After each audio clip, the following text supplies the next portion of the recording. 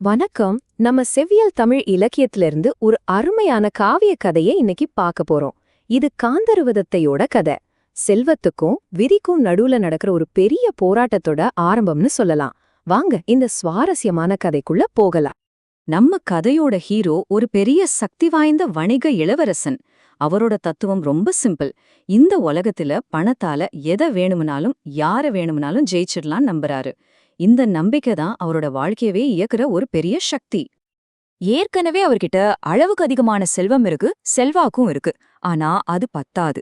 தன்னோட செல்வத்தை இன்னும் பல மடங்கு பெருக்கணும்னு ஆசைப்பட்டு ஒரு பெரிய கடல் பயணத்தை ஆரம்பிக்கிறாரு. இது அவரோட லட்சியத்துல அடுத்த கட்டம். சரி, இப்போ அவரோட அந்த காவிய பயணம் தொடங்குது. இது சும்மா ஒரு கடல் பயணம் கிடையாது. அவரோட லட்சியம் எவ்வளவு பெருசோ அந்த அளவுக்கு பிரம்மாண்டமா இந்த பயணமும் அமையுது. கடலையே ஜெயிச்சிட்டு வரணும்னு கிளம்புறாரு. பாருங்களே, அந்த கவிதை வரிகள் அவரோட கப்பலு எவ்வளவு அழகா வர்ணிக்குதுன்னு. அது ஒரு கப்பல் மாதிரி இல்ல, கடல்ல மிதக்கிற ஒரு பெரிய அரண்மனை மாதிரி இருந்திருக்கு. அவரோட சக்தியோடையும் செழிப்போட அடையாளமா அது கடல்ல மிதந்து போச்சு. அந்த கப்பல்ல என்னெல்லாம் இருந்துச்சு தெரியுமா? மலை மாதிரி குவிச்சு வச்சிருந்த முத்துக்கள், கணக்கே இல்லாத விலை உயர்ந்த பொருட்கள், அப்புறம் வைரத்தீவிலிருந்து கொண்டு வந்த புதையல்கள்னு கிட்டத்தட்ட ஒரு ராஜ்யத்தோட மொத்த செல்வத்தையே அந்த ஒரு கப்பல் சுமந்துட்டு போச்சு. அப்போ பாத்துக்கோங்க இந்த பயணத்தோட ரிஸ்க் எவ்ளோ பெருசுன்னு. ஆனா எல்லா கதையிலயும் ஒரு திருப்புமுனை இருக்குமா? இப்போ கதையோட சூழலே தலைகீழா மாறுது. ரொம்ப நம்பிக்கையோட ஆரம்பிச்ச பயணம் இப்போ ஒரு பெரிய ஆபத்தை சந்திக்க போகுது. அமைதியா இருந்த கடல் தன்னோட கோர முகத்தை காட்ட ஆரம்பிக்குது. திடீர்னு வானிலை பயங்கரமா மாறுது. அமைதியா இருந்த கடல் ஒரே நொடியில சீரத் தொடங்குது. இது வரப்போற ஒரு பெரிய புயலோட முதல் அறிகுறி. ரொம்பவே அச்சுறுத்தலா இருக்கு. அந்த புயல் தன்னோட முழு பலத்தோட தாக்குது. காவியத்துல வர்ற இந்த வரிகளே போதும் அந்த பயங்கரத்தை நம்ம கண்ணு முன்னாடி கொண்டு வர. மரணமே இடி உருவத்துல முழங்குற மாதிரி இருந்துச்சாம். நினைச்சு பார்க்கவே முடியல. ஆனா நம்ம ஹீரோ பயந்துட்டாரா? இல்லவே இல்ல. இவ்ளோ பெரிய பேரழிவை பார்த்து கூட அவர் அசரல. தைரியமா அதை எதிர்கொள்றாரு. இங்குதான் இயற்கையோட சீற்றத்துக்கு முன்னாடி மனுஷனோட மன உறுதி எப்படி இருக்குன்னு பரீட்சிக்கப்படுது. இது அவரோட அசைக்க முடியாத குணத்தை காட்டுது.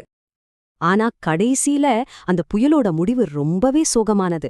அந்த பிரம்மாண்டமான கப்பல், அந்த விலை மதிக்க முடியாத செல்வம் எல்லாமே ஒரே நிமிஷத்துல கடலுக்கு இரையாயிடுச்சு.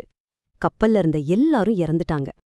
இப்போ கதையோட கவனம் அந்த பெரிய விபத்திலிருந்து தப்பிச்ச ஒரே ஆளான நம்ம ஹீரோவோட போராட்டத்தை பத்தி தான்.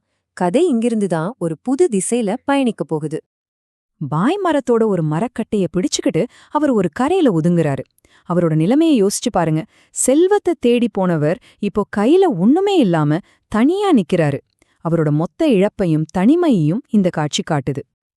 எல்லாத்தையும் இழந்து விரக்தியோட உச்சத்துல இருக்கிறப்போதான் கதையோட போக்கே ஆச்சரியமா மாறுது.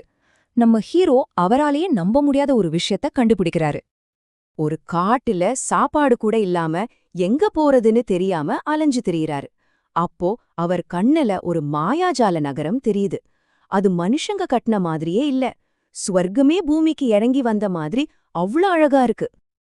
அந்த நகரத்தை பாருங்க. தங்க மாளிகைகளோட கோபுரங்கள் மேகத்தையே தொடுதான். வீதிகள் எல்லாம் வானத்திலிருந்து பூக்குட்டின மாதிரி பிரகாசமா இருந்துதான். இந்த வரிகள் அந்த நகரத்தோட பிரம்மாண்டத்தையும் தெய்வீக அழகையும் நம்ம கண் முன்னாடி கொண்டு வந்து நிறுத்துது. இப்போ ஹீரோவோட வாழ்க்கையில ஒரு புது அத்தியாயம் தொடங்குது. அவரோட விதியே மொத்தமா மாத்த போற ஒரு முக்கியமான சந்திப்பு அந்த அதிசய நகரத்துல நடக்க போகுது. அப்போதான் அவர் அவளை பாக்குறாரு. தெய்வீக இளவரசி காந்தர்வதத்தை. அவளோட அழகும் அவளோட இசை திறமையும் பாக்குற எல்லாரையும் கட்டி போட்டுருது. அவ ஒரு இசைக்கலைஞர் என்பதை விட இசையோட வடிவமாவே தோணுனா. அந்த நகரத்தோட ராஜா ஒரு சவால் அறிவிக்கிறாரு. யார் இளவரசி காந்தர்வதத்தைய இசை போட்டியில ஜெயிக்கிறாங்களோ அவங்கதான் இளவரசிய கல்யாணம் பண்ணிக்க முடியும். இது வெறும் போட்டி இல்ல, செல்வத்தை இழந்த நம்ம ஹீரோவுக்கு விதி கொடுத்திருக்கிற ஒரு புது வாய்ப்பு இது. கேள்வி இதுதான். பணத்தால உலகத்தையே ஜெயிக்கலாம்னு நினைச்ச ஒரு வணிகன் இப்போ இசையால ஒரு பெண்ணோட இதயத்தை ஜெயிக்க முடியுமா? அவரோட இந்த நம்ப முடியாத பயணத்தோட அடுத்த கட்டம் என்னவா இருக்கும்?